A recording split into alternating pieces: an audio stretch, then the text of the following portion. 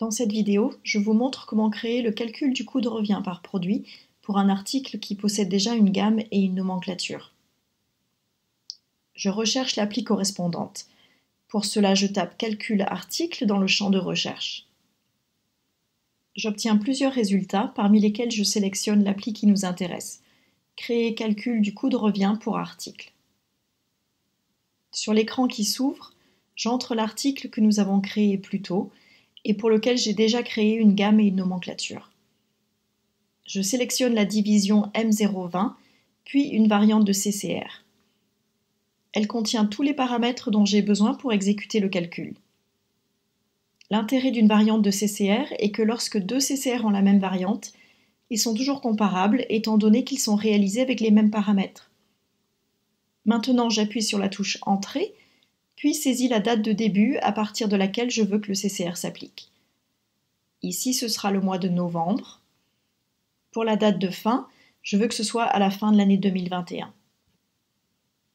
La date d'éclatement est une date clé. C'est à partir de celle-là que la gamme et la nomenclature devront être définies. La date de valorisation détermine les prix à appliquer pour l'article et les activités. Je paramètre ces deux dates au début du mois de novembre. Quand j'appuie de nouveau sur Entrée, le système exécute le CCR. Je vois ici les résultats de ce calcul.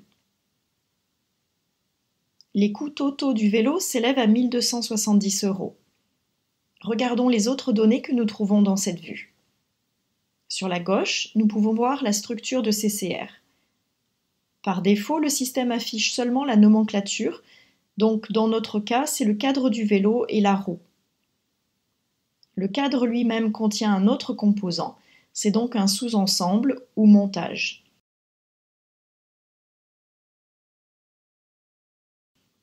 En cliquant sur ce bouton, je peux afficher l'intégralité de la structure de CCR, y compris l'étape de la gamme de fabrication, et tout en bas, je peux aussi voir le coût additionnel de frais généraux pour le magasin de matières premières. Retournons à la vue principale. Là, nous pouvons voir le détail des natures comptables. Je vois par exemple ici l'étape de la gamme montage et ici le centre de coût ainsi que le type d'activité. Une valeur de 60 € par heure a été adoptée pour le CCR. Ensuite, je vois deux composants de l'article et enfin le coût additionnel de frais généraux pour le magasin. Dernière étape, je sauvegarde le CCR. Je peux maintenant le marquer et le valider pour mettre à jour le prix standard de l'article.